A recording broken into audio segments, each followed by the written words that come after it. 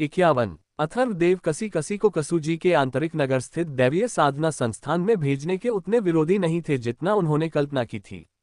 बच्ची बड़ी हो रही थी और उसे हमेशा के लिए बंद करके नहीं रखा जा सकता था। यह उसके विकास के लिए हानिकारक होता।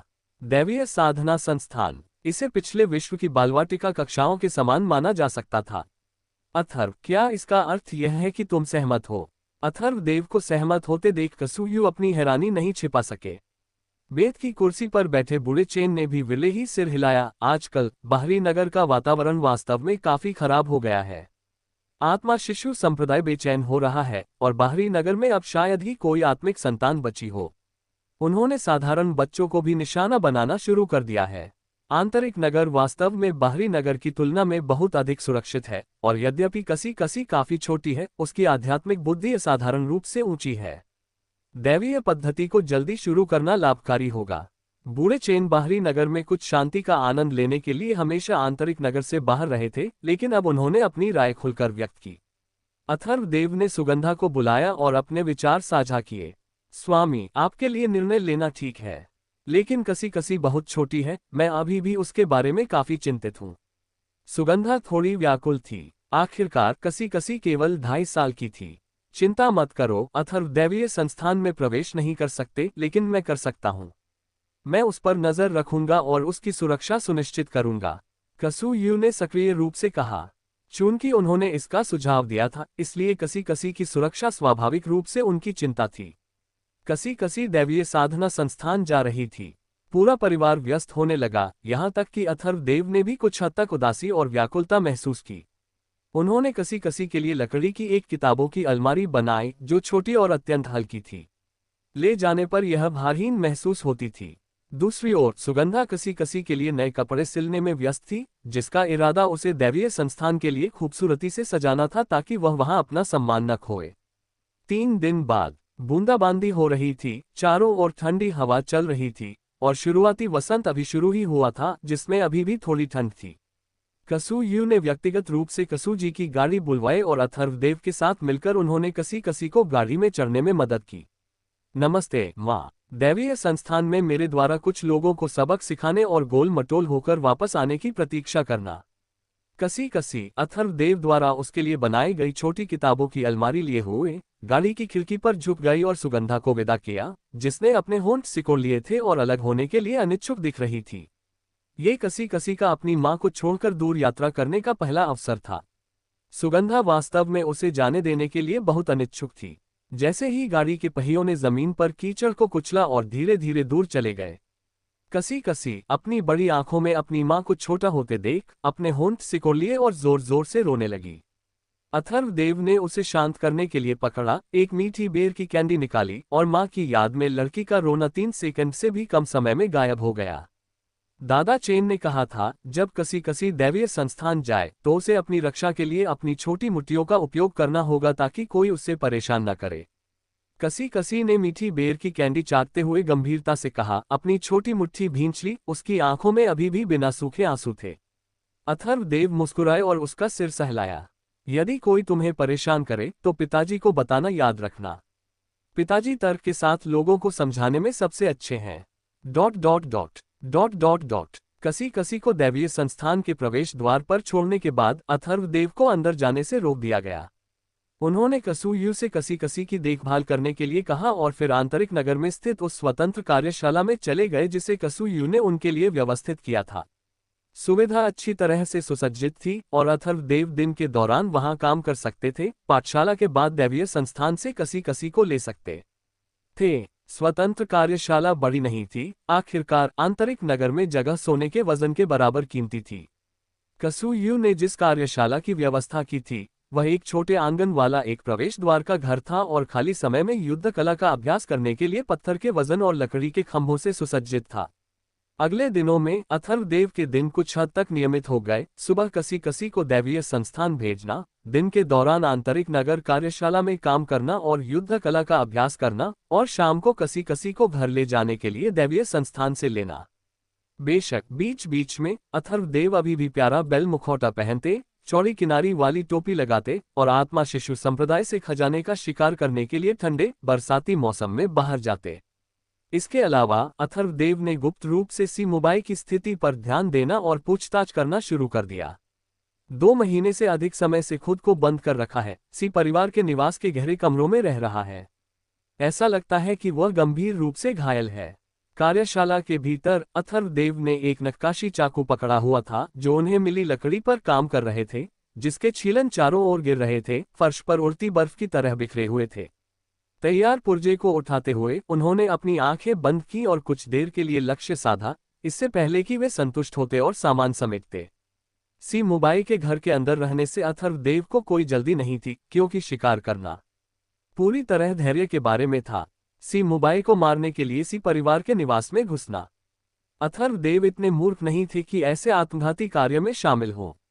वे केवल सी मुंबई के घर से बाहर निकलने की प्रतीक्षा करेंगे ताकि एक छोटा सा मौका भी मिल सके। इसके अलावा एक लंबा युद्ध वहन नहीं किया जा सकता था, विशेष रूप से आंतरिक नगर में नहीं, जहां कई शक्तिशाली हस्तियां थीं और सहायता बहुत तेजी से पहुंच सकती थी। अपने द्वारा बनाए गए पुर्जों को व्यवस्थित करने के बाद उनके अमर शिल्पकार दावफल की परिपक्वता बढ़ती रही और अब अथर्वदेव की कारीगरी में भी सुधार हो रहा था। धीरे धीरे उनके मन के विचारों और डिजाइनों को साकार किया जा रहा था। वे वर्तमान में काष्ठ काम को बढ़ा रहे थे, इसकी शक्ति को उन्नत करने की योजना बना रहे थे।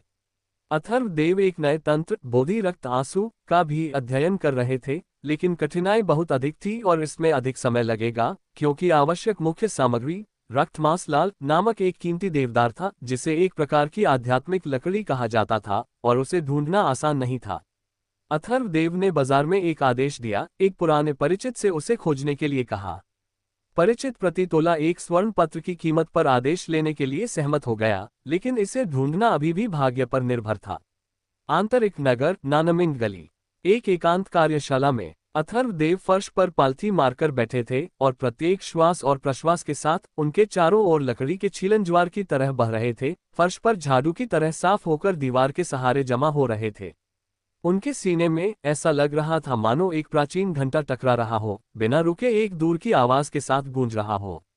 हफ हफ। उनका प्राण और रक्त त्वचा के नीचे एक अजगर की तरह उमड़ रहा था, जिससे अदृश्य शॉकवेव पैदा हो रही थी जो उनके प्राण और रक्त के प्रहार के साथ बिखर रही थी। यह अजगर उनके पूरे शरीर में लिपटा और कुंडलित हुआ, उनके प्राण और रक्त को 1 चक्र, 2 चक्र, 3 चक्र, 6 चक्रों के माध्यम से पहुंचाया। शक्ति परत दर परत जमा होती रही। धमाका। जब उन्होंने अपनी आंखें खोली तो वे तलवार की सबसे तीखी धार की तरह थीं, हवा को चीर रही थी। अथर्वदेव खड़े हुए, मुट्ठी भींची और उसे विस्फोटक रूप से नीचे की ओर प्रहार किया। आंगन के भीतर एक जंगली हवा ने तबाही मचा दी।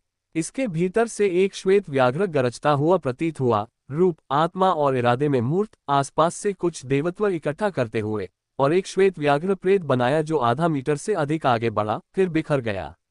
रूपांतरण क्षेत्र। श्वेत व्याघ्र विक्षुब्ध पवन मुष्टि।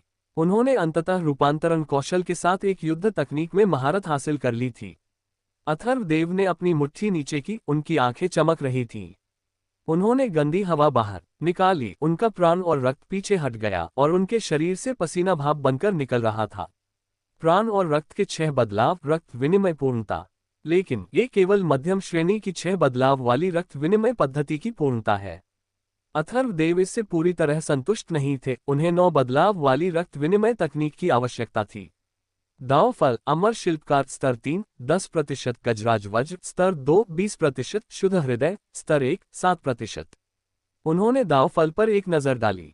उन सभी में वृद्धि हुई थी और केवल 1 महीने से अधिक समय के लिए ये कम नहीं थी। अमर शिल्पकार की परिपक्वता 10% तक बढ़ गई थी, जो अथर्वदेव के लिए एक अप्रत्याशित खुशी थी, जिसका श्रेय उनके द्वारा बनाए गए उन्नत काष्ठ काम को दिया गया। रक्त विनिमय पूर्णता तक पहुंचने के साथ गजराज वज्र की परिपक्वता 20% में प्रवेश कर गई, जिससे अथर्वदेव का क्षैतिज शोधन और भी दुर्जय हो गया। एक विचार के साथ उन्होंने वज्र रूपांतरण सक्रिय किया। अथर्वदेव की पूरी कंकाल संरचना चटक गई और मुड़ गई, रूपांतरणों से गुजरी और उनकी त्वचा भी वैसी ही हो गई। पूरा व्यक्ति एक जीवंत युवक से एक गठीले अधेड़ उम्र के व्यक्ति में बदल गया। स्तर 2 तक पहुंचने के बाद गजराज वज्र दावफल की सक्रिय क्षमता ने और अधिक जटिल विविधताएं प्राप्त की, जिससे मांस और हड्डियों में मूर्तिकला परिवर्तन भी संभव हो गया। पहले वज्र रूपांतरण शुरू करने से उनका आकार बढ़ जाता था, जिससे उनका शारीरिक रूप तुरंत एक ऊंचे मांसल बैल राक्षस में बदल जाता था। अब वे शरीर के प्रत्येक अंग के आकार को सूक्ष्मता से नियंत्रित कर सकते थे, जिससे यह अधिक सहज हो गया था। गड़गड़ाहट। फेई लेई नगर के आसमान पर एक छावनी की तरह विशाल काले बादल उमड़ आए। ये दमनकारी और तंग करने वाला था। अथर्वदेव ने अपनी मूल चेहरे की विशेषताओं में बदलाव नहीं किया, एक गठीले अधेड़ उम्र के व्यक्ति का स्वरूप बनाए रखा। उन्होंने एक चौड़ी किनारी वाली टोपी उठाए, उसे अपने सिर पर रखा और नए तराशे गए प्यारे बैल मुखौटे को अपने सीने में दबा लिया। कार्यशाला में चलते हुए उन्होंने उन्नत काष्ठ काक को एक काले कपड़े में लपेटा और एक झोले में रख दिया। काली लोचदार कमीज का उन्नत संस्करण पहनने के बाद उन्होंने आसमान में काले बादलों की ओर देखा। बारिश होने वाली है, जितनी जल्दी मैं निकलूंगा उतनी ही जल्दी लौटूंगा। 52 काले बादल सघन रूप से एकत्र हो गए, जिसके बाद एक जोरदार बिजली की कड़क सुनाई दी, जबकि बिजली की चमक अचानक दिखाई दी। आसमान से अचानक बारिश गिरी, काली खपरेलों से टकराई, जो गोलाई के सहारे आपस में जुड़कर छज्जों पर पानी के लटकते पर्दों के रूप में एकत्र हो गई। अथर्वदेव ने गजराज वज्र का उपयोग करके अपना स्वरूप बदल लिया था और अपने आभामंडल को छिपा लिया था। वे आंतरिक नगर के बारिश से भीगे नीले पत्थर के फर्श पर अपने पैरों के नीचे पानी उछालते हुए चल रहे थे। ये वध करने के लिए उपयुक्त मौसम था। अथर्वदेव धीरे धीरे चल रहे थे, उनकी आंखें झुकी हुई थीं, उन्होंने चौड़ी किनारी वाली टोपी पहनी थी और वे अपने पीछे एक बड़ी चीज को कदम दर कदम उठाए हुए थे। उनके भीतर धीरे धीरे एक आग जल उठी। यद्यपि 2 महीने से अधिक समय बीत चुका था, वह आग न केवल बुझी नहीं थी बल्कि और भी तीव्र हो गई थी। उस रात यद्यपि उन्होंने झाओ चुवानेक्सियोग को मार डाला था, गुओ झान को मार डाला था और आत्मा शिशु संप्रदाय के 3 रक्त विनिमय विशेषज्ञों को मार डाला था, अथर्वदेव को याद था कि सी मुबाई स्वयं कसी कसी को पकड़ने वाला था। यदि शक्तिशाली व्यक्ति का हस्तक्षेप न होता और उसे गंभीर चोट न आए होती, अथर्वदेव उस रात के खतरे की कल्पना भी नहीं कर सकते थे। तो वे कैसे भूल सकते थे? उनके हृदय की अग्नि कैसे बुझ सकती थी? इस क्षण वे सुवर्ण वैभव मंडप की ओर जा रहे थे, जहां गंभीर रूप से घायल होने के बाद सी मुबाई लंबे समय तक सी निवास में छिपा रहा था, मानो वह पूरी तरह से गायब हो गया हो। लेकिन अथर्वदेव उसके अकेलेपन को सहन न कर पाने और बाहर आने की प्रतीक्षा कर रहे थे। अधिकांश युवा स्वामी सुखवादी जीवन शैली का आनंद लेने के बाद एकांत में कठिन साधना की लंबी अवधि को सहने के लिए स्थिर होना कठिन पाते हैं। जैसा कि अपेक्षित था, अथर्वदेव ने अंततः सुना कि सी मुबाई ने आधा दिन पहले सुवर्ण वैभव मंडप में एक शानदार निजी कमरा आरक्षित किया था और मंडप की सबसे अच्छी नर्तकी को मदिरा पीने के दौरान साथ देने के लिए व्यवस्थित किया था। क्या सी मुबाई वास्तव में अकेलेपन को सहन करने में असमर्थ था? यदि उसने सी निवास छोड़ने का साहस किया तो इसका अर्थ था कि उसकी चोटों में निश्चित रूप से सुधार हुआ होगा। लेकिन सबसे खराब स्थिति के बारे में सोचते हुए, इतने तामझाम के साथ और पहले से निजी कमरा आरक्षित करने के साथ, क्या ये बहुत दिखावा था या ये सी मुबाई द्वारा बिछाया गया कोई जाल हो सकता था? अथर्वदेव ने इस पर विचार नहीं किया। सी मुबाई कसी कसी को मारना चाहता था, कसी कसी को आत्मिक संतान के रूप में उपयोग करके दूसरों को ललचाना चाहता था। अब घायल होने के बाद उसके चीजों को छोड़ने की संभावना और भी कम हो सकती थी। पिछली बार सी परिवार ने कसू परिवार के विरुद्ध साजिश रची थी, जिससे कसू परिवार के सभी दैवीय साधकों को दैवीय साधना संस्थान में वापस बुला लिया गया था, जिससे कसू परिवार अधिक सतर्क हो गया था।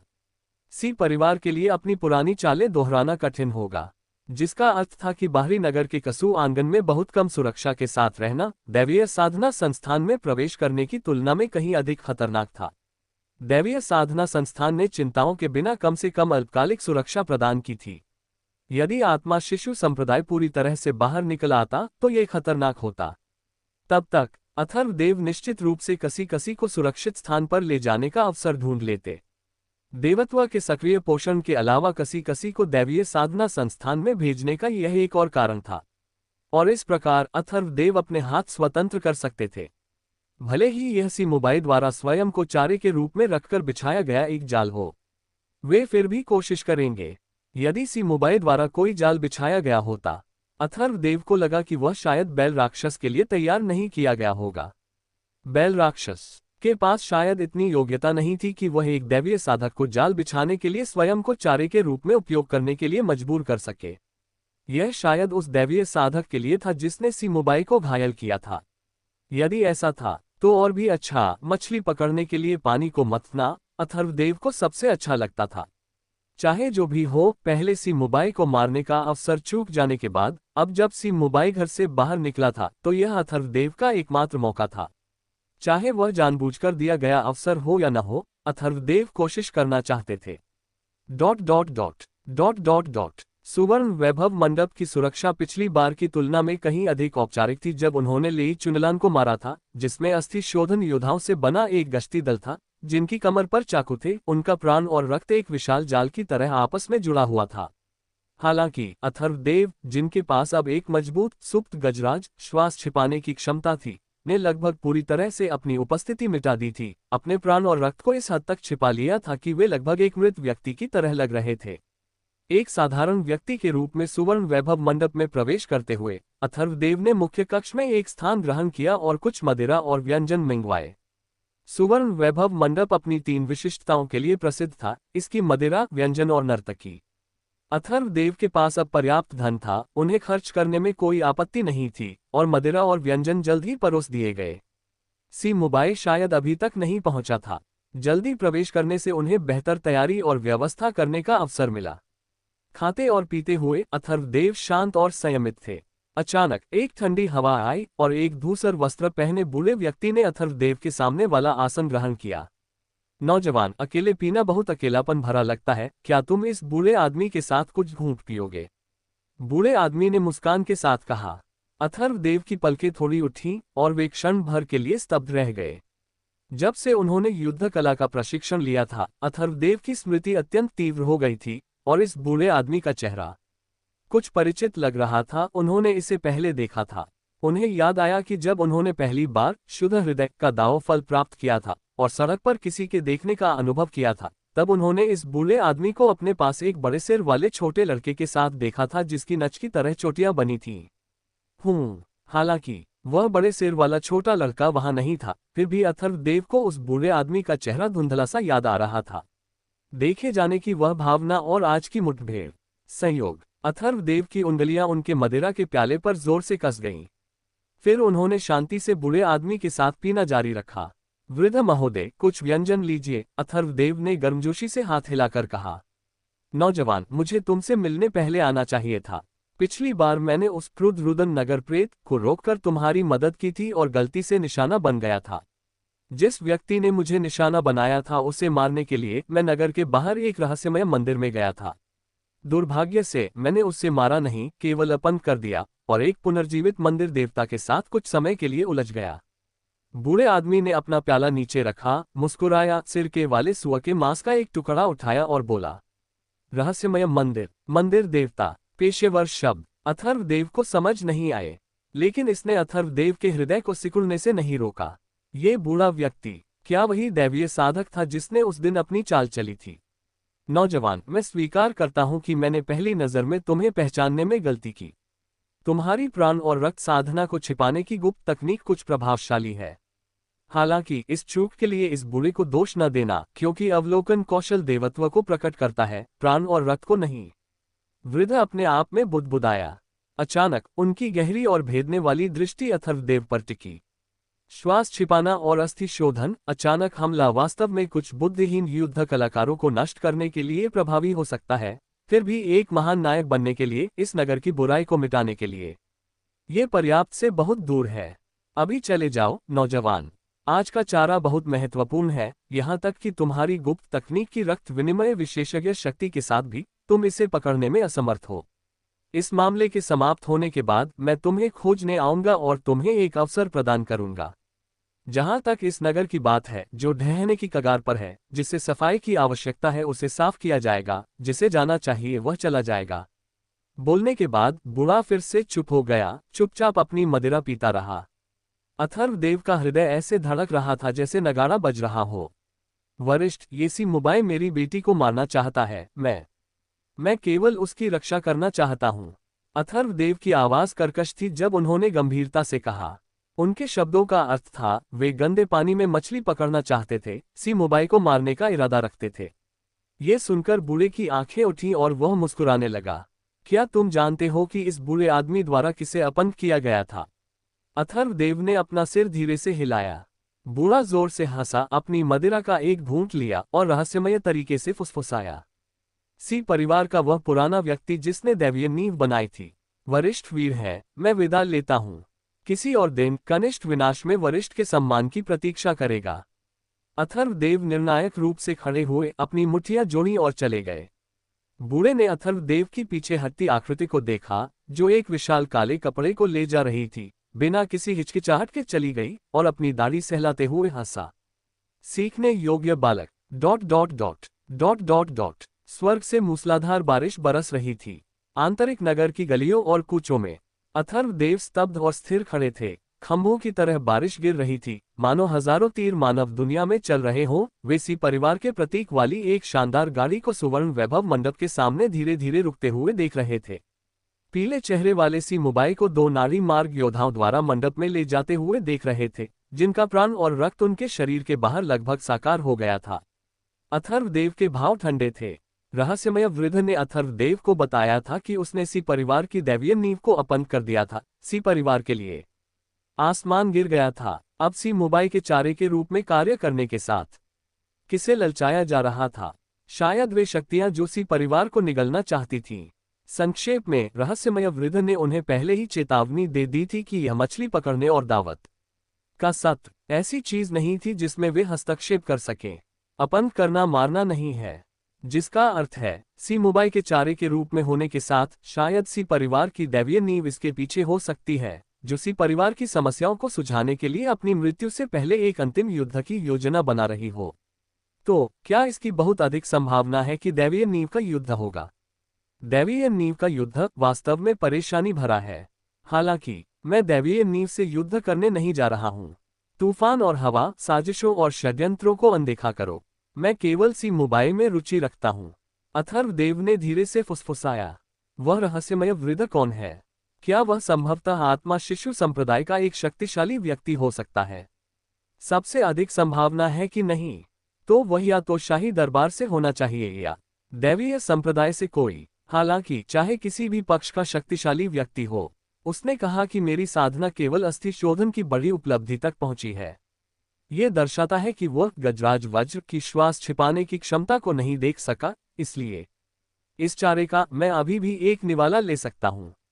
उस झाव चुवानक्सियों की तरह वह कितनी खुशी से खाता है। चारा खाने में विशेषज्ञ बैल राक्षस है। अथर्वदेव बुदबुदाए, भले ही वे इसे न खा सकें। उन्हें अभी भी सी मुबाई की मृत्यु का साक्षी बनना था। धमाका। जैसे ही उन्होंने अपनी बुदबुदाहट समाप्त की, उन्होंने अचानक ऊपर देखा। केवल सुवर्ण वैभव मंडप के अंदर देखने के लिए एक जबरदस्त दैवीय शक्ति फूट पड़ी। अनगिनत कणों ने लहरें पैदा की, जिससे सुवर्ण वैभव मंडप में गिरी पूरी बारिश वापस स्वर्ग की ओर उल्टी लटक गई। हवा में ऐसे चटकने और फूटने की आवाजें आ रही थीं जैसे फलियां तली जा रही हो। सभी प्रकार की दैवीय विसंगतियां ऊर्जावान रूप से फूट पड़ी, जिससे पूरा सुवर्ण वैभव मंडप जाल में फंस गया। ये शुरू हो चुका था। अथर्वदेव ने गंभीरता से देखा। उनकी पूरी उपस्थिति और अधिक छिप गई। वे गली के एक कोने में सिमट गए, अंधेरे में विलीन हो गए, जिसमें तेज बारिश भी शामिल थी। तिरपन। तूफान गरजा और आसमान से तिरछी बारिश बरसने लगी, मानव जगत को धोते हुए।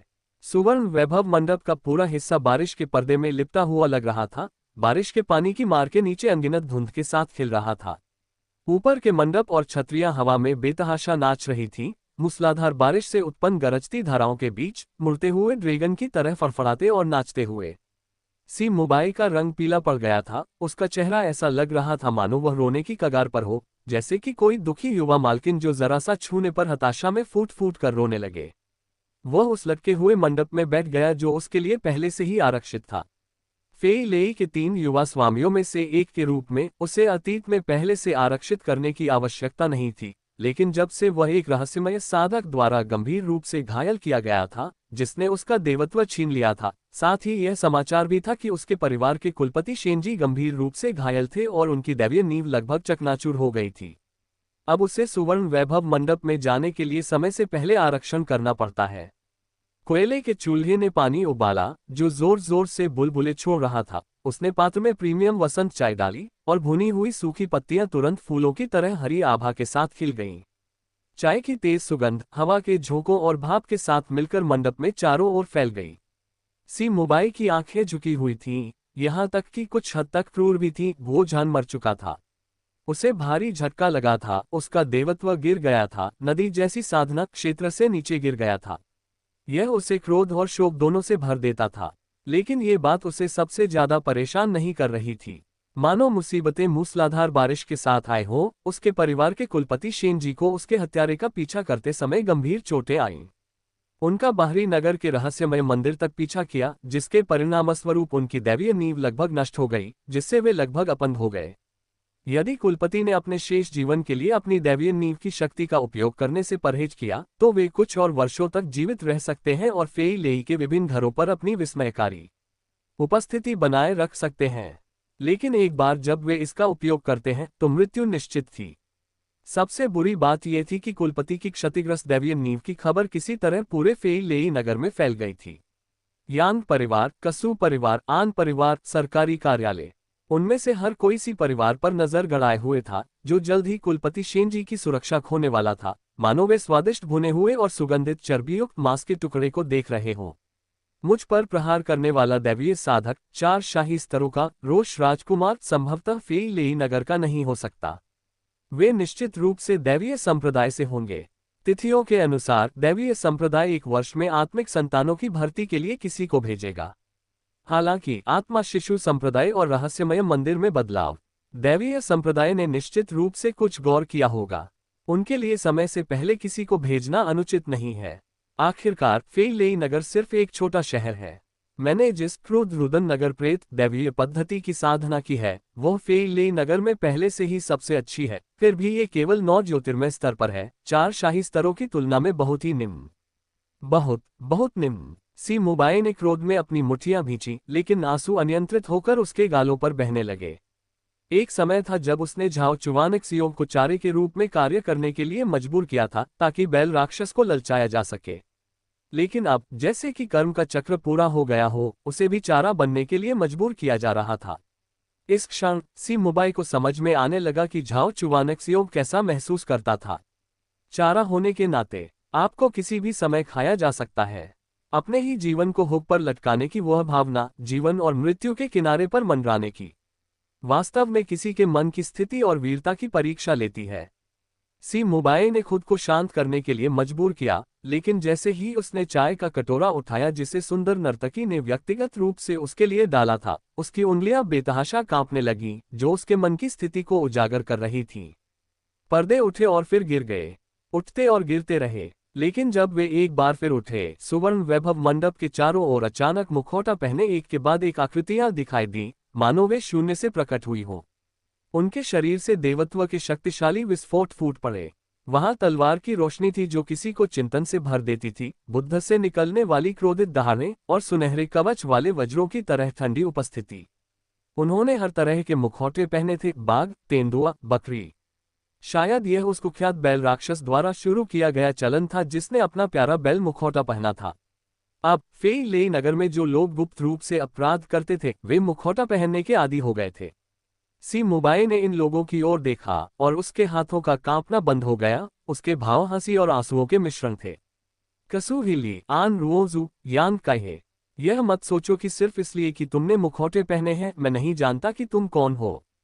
तुम्हारे देवत्व को, भले ही तुम राख बन जाओ, मैं पहचान लूंगा। वे मुखौटे पहनना आत्म धोखे के अलावा और कुछ नहीं है। चूंकि तुम सी परिवार की संपत्ति को हथियाने का साहस रखते हो, तो इसे खुले तौर पर और सम्मानजनक तरीके से क्यों नहीं करते? सी मुबाई ने ठंडे स्वर में कहा। हालांकि चाहे वह कितना भी चिल्लाया और सवाल किया, केवल उसकी आवाज की गूंज सुनाई दी। किसी ने उसे उत्तर नहीं दिया। सी मुबाई की नजर चारों ओर उग्रता से घूमी और अगले ही क्षण उसकी आस्तीन से 9 हथेली के आकार की आत्मा शिशु लकड़ी की नक्काशी फिसलकर बाहर निकली और उसकी कलाई के झटके के साथ हवा में लटक गई। चूंकि तुम आए हो, तुम सब नर्क जा सकते हो। और जिस क्षण उसने 9 आत्मा शिशु लकड़ी की नक्काशी को बाहर फेंका, सी मुबाई का सफेद वस्त्र फड़फड़ाया और वह अचानक नीचे गिर गया, तेजी से बारिश के पर्दे में गिर गया। उसका देवत्व जोर से फूट पड़ा क्योंकि उसने एक दैवीय गुप्त तकनीक का उपयोग किया, जो बारिश के साथ विलीन हो गया जैसे गाल पर लुढ़कता हुआ कोई आंसू। वह सुवर्ण वैभव मंडप से भागते हुए तेजी से निकल गया।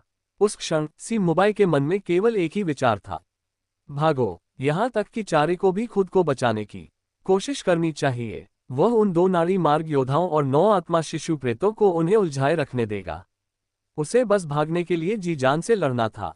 सी परिवार खत्म हो गया था, लेकिन जब तक वह पुराने कुलपति की दैवीय नींव का टुकड़ा अपने साथ ले जा सकता था, आंतरिक नगर से भाग सकता था, बाहरी नगर पहुंच सकता था और समझौते के अनुसार आत्मा शिशु संप्रदाय के लोगों से मिल सकता था, सी परिवार के पास पूर्व से फिर से उदय होने का मौका होगा। वह जीवित रह सकता था। सुवर्ण वैभव मंडप में कोहराम मचा था। शक्तिशाली दैवीय उतार चढ़ाव भीतर से बाहर छलक रहे थे और 4 विशाल चक्की जैसे प्रेत आसमान पर हावी थे। बारिश जमी हुई लग रही थी, एक बूंद भी गिराने में असमर्थ। ऐसा लग रहा था मानो 4 देवता ऊंचाई पर टकरा रहे हों। उनके चक्की जैसे रूप जलते हुए सूर्यों की तरह थे जिन्होंने रात को भगा दिया था, नश्वर लोगों के दिमाग में असंभव रूप से उज्ज्वल। सुवर्ण वैभव मंडप के भीतर के आम लोगों को बहुत कष्ट सहना पड़ा। उनकी भावनाएं अत्यधिक उतार चढ़ाव में उत्तेजित हो गईं। वे कभी रो रहे थे, कभी हंस रहे थे, कभी क्रोधित हो रहे थे। 100 तरह से प्रताड़ित, नियंत्रण से बाहर, उनकी 7 भावनाओं द्वारा हेरफेर किए गए कट्टर विश्वासियों की तरह। तीव्र भावनाओं की प्रताड़ना के बाद उनके मुंह और नाक से खून बहने लगा और वे बेहोश हो गए। कम भाग्यशाली लोगों ने मौके पर ही दम तोड़ दिया। जब दैवीय आधार साधक लड़ते हैं तो साधारण लोग अनिवार्य रूप से परिणाम भुगतते हैं। सोयाबीन के आकार की बारिश की बूंदें फर्श के पत्थरों पर गिरी, जिससे टप टप का निरंतर शोर पैदा हुआ। सुवर्ण वैभव मंडप में अफरा तफरी बनी रही, जिसकी अवधि अज्ञात थी। ठीक उसी अचानक आए गरजते तूफान की तरह जो बिना रुके नीचे गिरा, रुकने का कोई संकेत देने के बजाय और अधिक तीव्र होता गया। अथर्वदेव एक अंधेरी गली में खड़े थे, टोपी पहने हुए, बारिश को अपने ऊपर गिरने दे रहे थे। वे सुवर्ण वैभव मंडप की ओर ध्यान से देख रहे थे, दूर से दैवीय नींव के युद्ध को देख रहे थे, थोड़ा भारी मन महसूस कर रहे थे। दैवीय आधार साधक वास्तव में दुर्जय थे। उनके दैवीय हेरफेर ने इच्छाओं को पूरी तरह से विरोध करने में असमर्थ कर दिया, जो नीचे वालों को पूरी तरह से दबा देते थे। कोई आश्चर्य नहीं कि एक बार दैवीय नींव प्राप्त करने के बाद एक शहर में किसी की स्थिति सर्वोपरि हो जाती है, जिससे एक कुलीन परिवार का निर्माण संभव होता है। स्वर्ग और पृथ्वी के बीच सर्वव्यापी दैवीय कणों पर दैवीय आधार साधकों का नियंत्रण कल्पना से कहीं अधिक था। उनका हर इशारा अथाह शक्ति से भरा था। यहाँ तक कि रक्त विनिमय योद्धाओं के लिए भी, इसे स्पष्ट रूप से कहें तो, वे चींटियों की तरह थे। ऐसे युद्ध में अथर्वदेव ने सुवर्ण वैभव मंडप में प्रवेश न करने का विकल्प चुना, इसके बजाय बाहर छिपे रहे, शांति से स्थिति को देखते रहे। उनका चुना हुआ छिपने का स्थान आंतरिक नगर से बाहरी नगर जाने वाली सड़क पर था। यदि सी मोबाइल जीवित भागने में सफल रहा तो यह सड़क ही उसका एकमात्र रास्ता होगी। यदि वह मरा नहीं है तो सी मोबाइल को निश्चित रूप से यहां से नगर छोड़ना होगा। अथर्वदेव तब स्थिति का अवलोकन करने और ये तय करने में सक्षम होंगे कि हस्तक्षेप करना है या नहीं। अचानक अथर्वदेव के सीने के भीतर शुद्ध हृदय जोर से धड़कने लगा, देवत्व की एक तीव्र लहर को महसूस करते हुए जो अपने साथ दुनिया की दुखद चीखें ला रही थी। क्रुद्ध रुदन नगर प्रेत देवत्व। अथर्वदेव ने अपनी आंखें सिकुड़ी, उनका रक्त और प्राण और भी अधिक नियंत्रित हो गए। उनकी नजर बिजली की तरह तेज थी क्योंकि उन्होंने आश्चर्य और संदेह के संकेत के साथ देखा। तेजी से उन्होंने सड़क पर पानी में एक सूक्ष्म उभार देखा जो एक अत्यंत तीव्र क्रुद्ध रुदन देवत्व को इकट्ठा कर रहा था, मुख्य सड़क के साथ अविश्वसनीय गति से उनकी ओर बढ़ रहा था। यदि शुद्ध हृदय, दावफल की संवेदनशीलता और देवत्व को पकड़ने की क्षमता न होती और वे पूरी तरह से अपनी युद्ध साधना पर निर्भर होते, तो अथर्वदेव को बिल्कुल भी पता नहीं चलता। कोई भाग निकला था। भागने के लिए पानी के साथ मिलना, ऐसा चालाकी भरा तरीका निश्चित रूप से एक दैवीय साधक का ही होगा। वह कौन हो सकता था? ऐसे महत्वपूर्ण क्षण में भागने की आवश्यकता और इतना मजबूत क्रुद्ध रुदन नगरप्रेत देवत्व ले जाना। यह शायद सी मोबाइल ही था। क्या वह वही था, चाहे वह हो या न हो? अथर्वदेव ऐसे महत्वपूर्ण क्षण में किसी को भी भागने नहीं देंगे। छोड़ देने से बेहतर है कि गलती से मार दिया जाए। अथर्वदेव को ऐसा महसूस हुआ जैसे पूरी दुनिया शांत हो गई हो। उनके सीने के भीतर गजराज वज्र, घंटियों और नगाड़ों की विस्फोटक आवाज की तरह धड़कने लगा। 6 चालों वाली रक्त विनिमय पद्धति के साथ पूर्णता तक साधना की गई। उनका रक्त उबल उठा और उमड़ पड़ा। पलक झपकते ही अथर्वदेव की पहले से छिपी हुई और अनियंत्रित सांस अचानक फट गई। उनके लंबे काले बाल बेतहाशा फड़फड़ाने लगे। उनका दुबला शरीर अचानक सूज गया और लंबा हो गया। 9 मजबूत मांसपेशियां क्रोधित जियाओलोन की तरह फड़क उठीं, उनके शरीर की हड्डियां बाघों की तरह गरज उठीं, उनकी आवाजें स्पष्ट और निरंतर थीं। लोचदार कमीज एक पल में फूल गई और उजागर त्वचा का हर इंच चमकने लगा। त्वचा के नीचे गहरे हरे रंग की नसें दिखने लगीं। उनकी आंखें और भी उग्रता से 2 महान सूर्यों की तरह जल उठीं, एक क्रोधित देवता की तरह नीचे देखते हुए। दूसरी बेड़ी खुल गई। क्रोधित वज्र, हिस हिस हिस। गिरती हुई बारिश उनके खौलते खून से तुरंत भाप बन गई। अथर्वदेव ने अपने चेहरे पर प्यारा बैल मुखौटा पहन लिया। उनकी उपस्थिति तुरंत एक आराम करते हुए दैवीय व्यक्तित्व की तरह हो गई, जो एक पल में लंबा खड़ा हो गया। उसकी आत्मा स्वर्ग तक पहुंच गई। फिर उन्होंने एक गरजता हुआ कदम उठाया। पानी से भरी गली शांत हो गई, लेकिन जैसे ही अथर्वदेव बाहर कूदे, फर्श के पत्थरों पर जमा भारी पानी जमीन से उखड़ गया, 9 फीट ऊंचा उठ गया। ऊपर काले बादलों में बिजली कड़की। जब तक बिजली की गड़गड़ाहट कम हुई, अथर्वदेव पहले ही सड़क के गहरे पानी के भीतर छिपे हुए मछली की तरह तैरते हुए तीव्र चमक वाले दैवीय बुलबुले के ठीक ऊपर दिखाई दे चुके थे। हवा और बारिश को चीरते हुए उनकी ऊंची आकृति प्यारे बैल मुखौटे के नीचे से ठंडी और बेरहमी से नीचे देख रही थी। उनका उठा हुआ पैर हिंसक रक्त, प्राण और आंतरिक शक्ति के साथ धड़क रहा था। 54 आसमान में बिजली के नाग उग्रता से गरजते हुए रेंग रहे थे। काले बादलों ने अचानक मकड़ी के जाले जैसी नीली बिजलियां प्रकट की, जो किसी परम युद्ध कलाकार की त्वचा पर उभरी हुई नसों की तरह घनी थीं। मूसलाधार बारिश ने पूरे फेईलेई नगर को धुंधला कर दिया था। सुवर्ण वैभव मंडप में अचानक हुए विस्फोट ने सभी को चकित कर दिया, जिससे लगभग पूरा आंतरिक नगर एक पल में स्तब्ध हो गया। अनजान शक्तिशाली गुटों ने अपनी सांसें रोक लीं और कोई भी कदम उठाने का साहस नहीं किया। आंतरिक नगर, कसू परिवार का निवास। दैवीय साधना संस्थान किसुयु, जो छज्जे के नीचे बैठकर महान दृश्य विवरण पढ़ रहे थे, ऊपर बिजली की कड़वाहट से अचानक जाग गए और ठंडे पसीने में भीग गए। उन्होंने सुवर्ण वैभव मंडप की दिशा में अपनी आंखें घुमाई। उनकी पुतलियां थोड़ी सिकुड़ गईं। बहुत दूर से भी दैवीय प्रकाश के वे 4 विशाल पहिए, सबसे दीप्तिमान सूर्यों की तरह, अभी भी परम चमक के साथ जल रहे थे। सभी दैवीय साधक इसे महसूस कर सकते थे। कसुयु की दैवीय साधना बहुत ऊंची नहीं थी। 24 वर्ष की आयु में वे मुश्किल से ही नदी जैसी साधना तक पहुंचे थे। यद्यपि उन्होंने प्रकृति पोषण के दूसरे क्षेत्र में कदम रखा था, वे पहले ही दैवीय नींव बनाने की संभावना खो चुके थे। अपने बड़े भाई कसुहिली के विपरीत, जिनकी प्रतिभा असाधारण थी और फेईलेई के 3 युवा स्वामियों में से एक के रूप में गिने जाते थे, उन्होंने अपने परिवार की श्वानसी लियू तलवार दैवीय नींव के देवत्व को नदी जैसी साधना तक विकसित कर लिया था और वे अपनी स्वयं की दैवीय नींव बनाने के बहुत करीब थे। दैवीय नींव पर युद्ध। कसुयु को ऐसा लगा जैसे उन पर बिजली गिर गई हो और उन्हें तुरंत एहसास हुआ कि फेईलेई नगर में एक बड़ी घटना घट रही है। उन्होंने विवरणों पर विचार करने में समय बर्बाद नहीं किया। उनकी नज़र तेजी से दैवीय साधना संस्थान पर घूमी, जहां प्रत्येक आत्मिक संतान शांति से अपनी प्रकृति को पोषित कर रही थी, और उनकी नज़रें तभी शांत हुई जब वे ठीक से व्यवहार कर रही कसी कसी पर टिकी। वास्तव में केवल कसुयु ने ही इस पर ध्यान नहीं दिया था।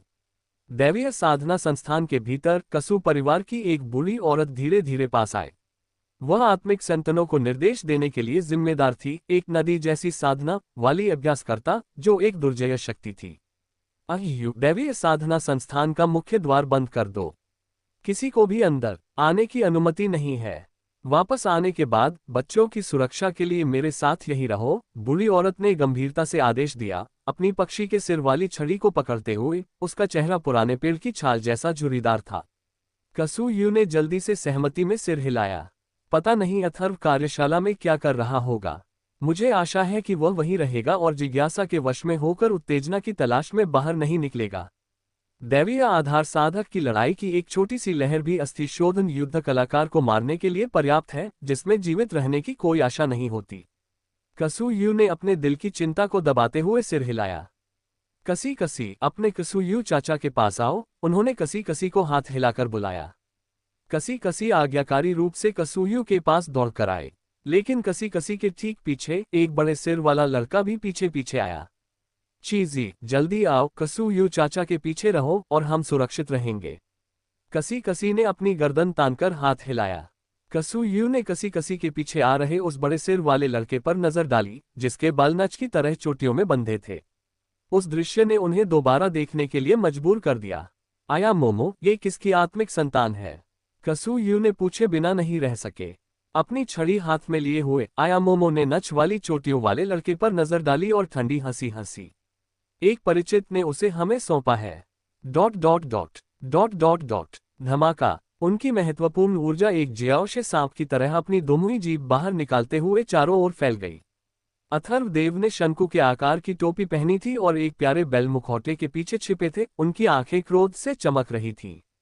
उन्होंने जो लोचदार कमीज पहनी थी वह उनके शरीर से कसकर चिपकी हुई थी, जो उनकी हर उभरती हुई मांसपेशी और धड़कती हुई नस की रूपरेखा दिखा रही थी। एक जोरदार प्रहार के साथ उनकी महत्वपूर्ण ऊर्जा बिजली की गड़गड़ाहट की तरह गूंजी। यह ऐसा था मानो अचानक कोई बम फट गया हो। उनके पैरों के नीचे का कीचड़ तुरंत विस्थापित हो गया, जैसे झील में कोई बड़ा पत्थर फेंका गया हो, जिससे कई फीट ऊंची पानी की दीवारें ऊपर की ओर उछल गईं और नीचे के पत्थर दबाव में टूट गए, जिनमें गहरे गड्ढे बन गए। उस क्षण एक अभूतपूर्व भयानक शक्ति फूट पड़ी। हवा की प्रचंड धाराओं ने विस्थापित लहरों को दूर उड़ा दिया। एक आकृति चिल्लाते हुए भीतर से बाहर निकली। पारभासी पानी का एक विस्फोट एक धुंधले मानवीय स्वरूप में मुड़ गया और दैवीय ऊर्जा हिंसक रूप से उतार चढ़ाव करते हुए साकार हो गई। सी मुबाई पूरी तरह भीग गया था, एक डूबे हुए चूहे की तरह लग रहा था। उसने वह शांत और संयमित व्यवहार खो दिया था जो शुरू में अथर्वदेव का सामना करते समय उसके पास था। चूंकि वह पूरी तरह से भागने पर ध्यान केंद्रित कर रहा था, नगर के बाहरी इलाकों की ओर भागने की कोशिश कर रहा था। उसने उम्मीद नहीं की थी कि उसके भागने के रास्ते के बीच में अचानक कहीं से महत्वपूर्ण ऊर्जा का एक अविश्वसनीय रूप से भयानक उभार फूट पड़ेगा। नारी मार्ग जुड़ाव क्षेत्र। क्या एक नारी मार्ग युद्ध कलाकार समय से पहले ही उसकी प्रतीक्षा में छिपा था? वे किस परिवार से संबंधित थे? नहीं, रुको। एक नारी मार्ग युद्ध कलाकार दैवीय गुप्त तकनीक के प्रभाव में उसके निशानों का पता कैसे लगा सकता था? कुलपति शेन जी द्वारा प्रदान की गई यह गुप्त तकनीक भागने की कला का उपयोग करते समय दैवीय आधार साधकों के अलावा किसी और के लिए अदृश्य थी। छपाक। सी मुबाई बाढ़ वाली सड़क पर कई मीटर पीछे फिसल गया, एक घुटने के बल जमीन पर गिर गया, जोर जोर से हांफने लगा और बारिश उसके गालों पर गिर रही थी। वह उस ऊंची आकृति को टकटकी लगाकर देखता रहा। काली नसें कमान की कमानों की तरह तनी हुई थीं, महत्वपूर्ण ऊर्जा मैग्मा की तरह लाल थी। उसका सामना क्षैतिज रूप से परिष्कृत ऊर्जा के एक मजबूत और शुद्ध शक्तिशाली प्रवाह से हुआ था। बैल राक्षस। सी मुबाई ने इस आकृति की ओर गुस्से से देखा, जिसकी प्रभावशाली उपस्थिति बारिश को जलाकर उसके चारों ओर धुंध पैदा कर रही थी। उसकी आंखों में हत्या करने का खुला इरादा झलक रहा था। फिर भी उसकी आंखों में गहरा दुख था और उनसे अनगिनत आंसू गिर रहे थे। सी मुबाई कभी कल्पना भी नहीं कर सकता था कि उसके रास्ते में बाधा डालने वाला बैल राक्षस निकलेगा, एक अपराधी जो खुद को नायक के रूप में पेश करता था, जिसे वह आसानी से मिटा सकता था। उसने एक नदी जैसी साधना वाले साधक को चुनौती देने का साहस कैसे किया? यद्यपि उसने महसूस किया कि बैल राक्षस की वर्तमान ऊर्जा नारी मार्ग युद्ध कलाकार के शिखर स्तर तक पहुंच गई थी, लेकिन एक साधक के रूप में एक छोटे कप जैसे शुरुआती चरणों में कदम रखने वाला भी नारी मार्ग युद्ध कलाकार की बराबरी कर सकता था, और नाली या नदी जैसे चरणों तक पहुंचने वाला उन्हें आसानी से दबा सकता था। बैल राक्षस का आभामंडल केवल मार्ग खोलने वाले क्षेत्र के नारी मार्ग स्तर पर था। क्षेत्र में प्रवेश करने के शुरुआती चरण में वह सी मुबाई, भले ही उसका देवत्व अब कम हो गया था, फिर भी पूर्णता के स्तर पर नदी जैसी साधना रखता था। ओ बढ़ाओ, बैल राक्षस, तुम्हारी हिम्मत कैसे हुई? सी मुबाई की आंखों से एक एक करके आंसू लुढ़क रहे थे, जो बारिश में मिलकर पानी में टपक रहे थे। बरसात के दिन दुख के लिए बेहतर अनुकूल होते हैं। तुम नहीं बता सकते कि यह स्वर्ग की बारिश है या मेरे आंसू। सी मुबाई ने देरी करने का साहस नहीं किया। बैल राक्षस की अज्ञानी हरकतें बिल्कुल सही थीं। वह लंबे समय से बैल राक्षस को मारना चाहता था। जैसे ही सी मुबाई ने अपना देवत्व छोड़ा, आसमान से गिरने वाली अनगिनत बारिश की बूंदें हवा में जमी हुई सी लगने लगी। सी मुबाई सुक्का। उसने अपनी 5 उंगलियां फैलाईं, लेकिन सीधे अथर्वदेव के सिर पर निशाना साधा। उनके बीच 10 मीटर की दूरी होने के बावजूद अनगिनत दैवीय शक्तियों का उपयोग किया गया। क्रुद्ध रुदन नगर प्रेत देवत्व पागलपन भरे दुख और आंसू लाने वाली भावनाओं के साथ अथर्वदेव पर हिंसक हमला किया। यह ऐसा था जैसे अनगिनत नुकीली अदृश्य सुइयां उस दूरी को पार कर गईं और हिंसक रूप से उनके दिमाग में चुभ गईं। अथर्वदेव को अपनी नाक पर चुभन और सिर में असहनीय दर्द महसूस हुआ। उनका चेहरा लगभग दुखद और आंसुओं से भरा हुआ दिखने लगा, क्योंकि उन्होंने पहली बार एक दैवीय साधक के सीधे हमले का सामना किया था, जहां प्रतिद्वंद्वी का देवत्व सीधे उनकी आत्मा पर प्रहार कर रहा था। यहाँ तक कि क्षैतिज शोधन के माध्यम से प्राप्त शारीरिक सहन शक्ति की ऊंचाई भी आत्मा को कठोर नहीं बना सकती थी, इसलिए दैवीय साधकों का सामना करते समय युद्ध कलाकार स्वाभाविक रूप से थोड़े कमजोर होते थे। हालांकि अथर्वदेव घबराए नहीं और न ही उन्होंने अपनी पहल पूरी तरह खोई। उनका हाथ अचानक गर्म हो गया, पन्ने के रंग की धुंध धीरे धीरे मुड़ने लगी, ऊपर तैरने लगी।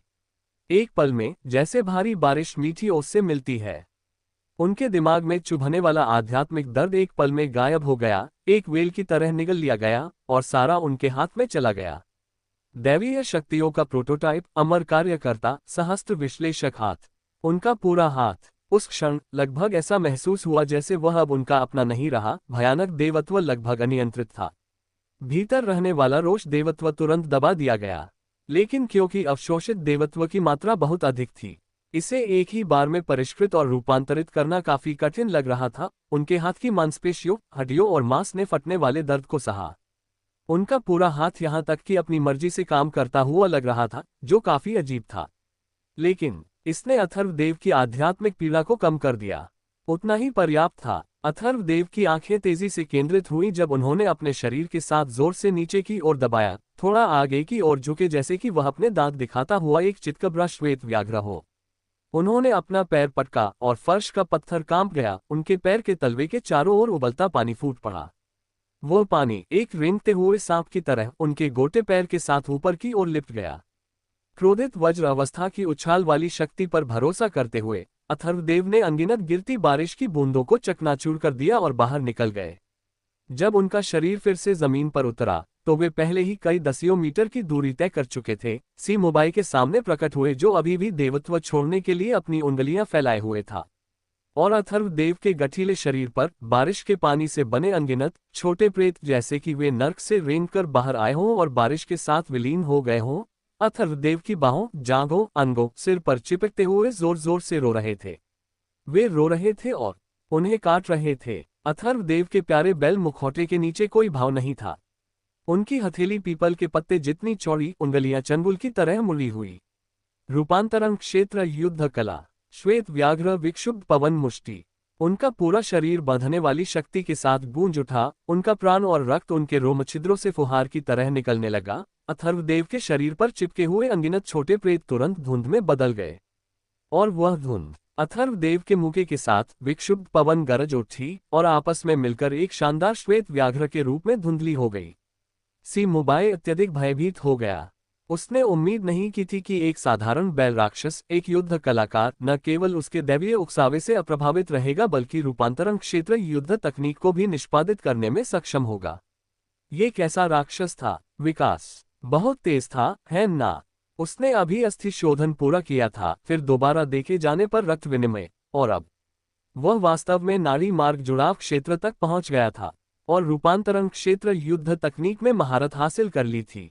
बिना किसी प्रसिद्ध आचार्य के मार्गदर्शन के छोटा फे ले नगर एक ऐसा नाड़ी मार्ग युद्ध कलाकार कैसे पैदा कर सकता था जिसने रूपांतरण क्षेत्र युद्ध कला में महारत हासिल की हो? अत्यंत असाधारण युद्ध प्रतिभा और दशकों की निरंतर कठिन साधना के बिना रूपांतरण क्षेत्र युद्ध कला को समझना और साधना करना असंभव था। ये बैल राक्षस आखिर वह कौन था? लेकिन महत्वपूर्ण क्षण में सी मोबाई के पास और सोचने का समय नहीं था। उसकी दैवीय शक्ति पूरी तरह से उसकी बाह में भर गई। गिरने वाली बारिश की हर बूंद छोटे प्रेतों में बदल गई, जो रो रहे थे और चिल्ला रहे थे, उसकी बाह पर जमा हो गए, जैसे कि कवच बना रहे हों। हालांकि एक गरजते हुए प्रभाव के साथ श्वेत व्याघ्र के मुके ने सी मोबाई की बाह को चकनाचूर कर दिया। अनगिनत छोटे प्रेत फट गए, साथ ही सी मोबाई की बाह भी, जो घने खून की धुंध में फूटकर बिखर गई। एक हाथ पूरी तरह नष्ट होने के साथ भयानक अवशिष्ट शक्ति ने उसे टक्कर दी, जिससे वह गेंद की तरह पीछे की ओर उड़ गया। फिर भी वह जमीन पर नहीं गिरा था। खून की धुंध फट गई और उसके तुरंत बाद एक प्यारा बैल मुखौटा दिखाई दिया, जिसकी आस्तीन हिल रही थी। आस्तीन वाले धनुष से लकड़ी के तीर, जो ताजा अवशोषित देवत्व से भरे थे, जहरीला गुवानिन रक्तकमल और तेजी से खींचे गए पतले चांदी के धागे। सी मोबाई की भयभीत पुतलियों के प्रतिबिंब में मूसलाधार बारिश की तरह नीचे गिर रहे थे। सी मोबाई ने कभी ऐसी शातिर रणनीति का अनुभव नहीं किया था और उसका दिमाग तालमेल नहीं बिठा पाया था। पू अभी हवा में उड़ते हुए ही वह पहले ही तीरों से बिंध चुका था। जहर से उसका शरीर हरा और बैंगनी हो गया था। जमीन पर गिरने से पहले उसे हजारों मकड़ी के धागों ने टुकड़ों में काट दिया था। तालाब में फेंके गए चारे की तरह चटकते हुए भूखी मछलियों द्वारा बेतहाशा निगल लिया गया जब तक कि कुछ भी नहीं बचा। वह टुकड़ों में जमीन पर गिर पड़ा जिससे बारिश का पानी लाल हो गया। धमाका। अथर्वदेव एक पल में नीचे उतरे, उनकी पीठ पर काले कपड़े में लिपटी कोई चीज थी, काष्ठकाक का उन्नत संस्करण, जिसे सी मुबाई को मारने के लिए उन्हें उपयोग करने की आवश्यकता भी नहीं पड़ी थी। उनकी आंखें चमक उठी जब उन्होंने बिखरे हुए मांस को देखा, लूट इकट्ठा करने की अच्छी आदत बनाए रखते हुए। लेकिन खून से सने पानी में उन्हें केवल एक हल्का चमकता हुआ जेड पेंडेंट मिला जो देवत्व में अत्यंत समृद्ध था। बिना अधिक सोचे उन्होंने इसे कीचड़ भरे पानी से निकाला और अपनी जेब में रख लिया। अपनी टोपी को अपने सिर पर और मजबूती से जमाते हुए वे गरजते हुए बिजली के नागों के बीच बारिश के पर्दे में ओझल हो गए। 55 हत्या की, शरीर की तलाशी ली और तुरंत भाग निकले। अथर्वदेव के कार्यों की श्रृंखला सुचारू और अत्यंत अभ्यस्त थी। गति अपनी चरम सीमा पर पहुंच गई थी। हमला करने से लेकर सी मुबाई को मारने तक लगभग 10 सांसों का समय लगा।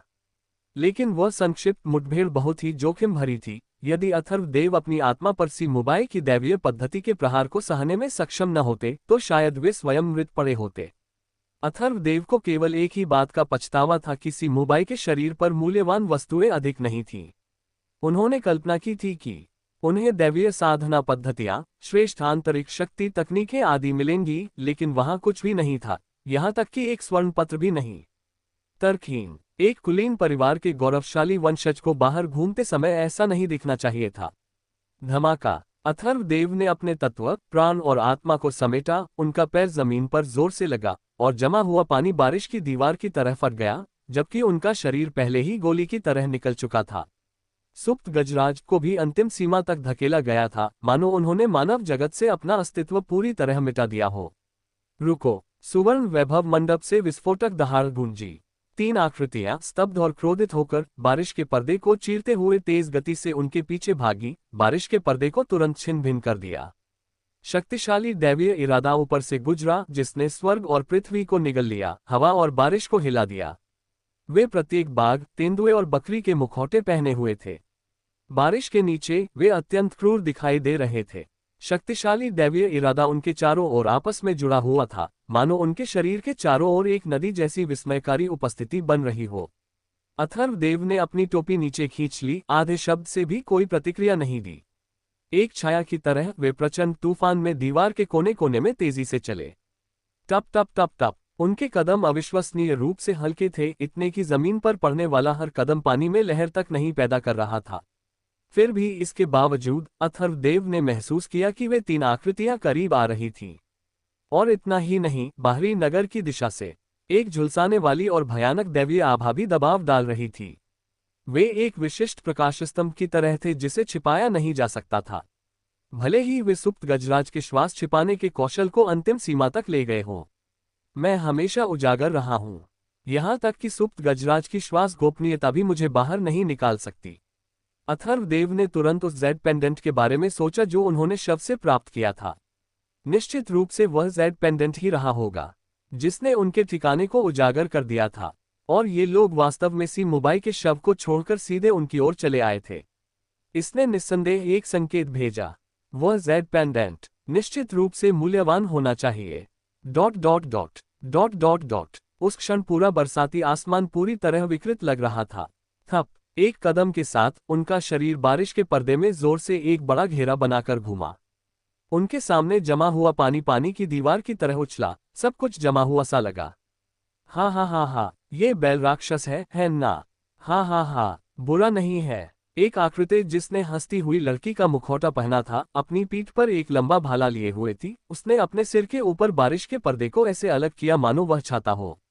आसपास फैली तीव्र दैवीय मंशा अजीब तरह से खुशी की भावना लेकर आए। बारिश की हर बूंद खुशी और आनंद से भरी लग रही थी, जो किसी को जोर जोर से हंसने के लिए मजबूर कर रही थी। अथर्वदेव ने भौहें सिकुड़ी, उनकी आंखें बर्फ की तरह ठंडी थीं, लेकिन देवत्व के प्रभाव में वे जोर से हंसने की इच्छा को रोक नहीं पा रहे थे। बारिश जैसे अपनी जगह पर जम गई थी। मूसलाधार बारिश अचानक हवा में स्थिर हो गई, जिसे शक्तिशाली देवत्व द्वारा नियंत्रित किया गया था। मुखौटे वाली लड़की के अलावा दो अन्य आकृतियां थीं, प्रत्येक एक तरफ बाएं और दाएं उनका भागने का रास्ता रोक रही थी। अन्य दो प्रत्येक एक बगल वाली तलवार लिए हुए थे, जिनमें से एक का शरीर भालू की तरह गठीला था। उग्र चमकती आंखों के साथ उनके देवत्व ने बारिश को ही प्रज्वलित कर दिया था। अथर्वदेव ने पहले ही इस आदमी को पहचान लिया था। 3 दैवीय पकड़ने वालों में से एक क्रोधी मैत्रेय झाओ क्षुआनहाय। अन्य दो प्यारे बैल मुखौटे के नीचे अथर्वदेव की आंखें घूमी, उन दोनों पर नजर डाली। ये दोनों निश्चित रूप से 3 दैवीय पकड़ने वालों में से अन्य दो रहे होंगे। भयानक प्रकाश का अंश झांक शिया ज्ञान अराजक आनंदमय व्यामोह देव झोरुओगुआन। कसुयु ने अथर्वदेव को उस दैवीय नींव के बारे में संक्षिप्त जानकारी दी थी जिसे तीनों दैवीय पकड़ने वालों ने उपयोग किया था। क्योंकि उनकी विशेषताएं बहुत अलग थीं, उन्हें आसानी से पहचाना जा सकता था।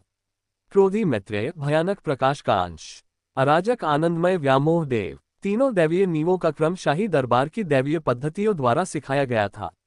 अब वे देवत्व के साथ फूट रहे थे, स्पष्ट रूप से अब इसे छिपाने की परवाह नहीं कर रहे थे। 3 दैवीय पकड़ने वाले सभी आत्मा शिशु संप्रदाय की पहचान के साथ यह आत्मा शिशु संप्रदाय। मुखौटे के नीचे अथर्वदेव के भाव अत्यंत गहरे थे। ये शहर जड़ तक सड़ चुका है, हवा या बारिश के बिना स्वर्ग और पृथ्वी देवत्व द्वारा विभाजित। मानो उनके सामने 3 गरजती नदियां पड़ी हों, उनका रास्ता रोक रही हों। बैल राक्षस। वास्तव में उम्मीद नहीं थी कि सिमुबाई तुम्हारे हाथों मरेगा।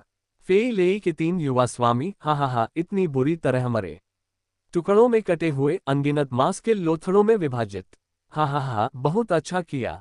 हंसती हुई लड़की का मुखौटा पहने आकृति ने अथर्वदेव को घूर कर देखा। बैल राक्षस, आत्मा शिशु संप्रदाय के सदस्यों को मारने में माहिर। हम आत्मा शिशु संप्रदाय के 3 धूप स्वामी हैं तुम, और आओ हमें मार डालो।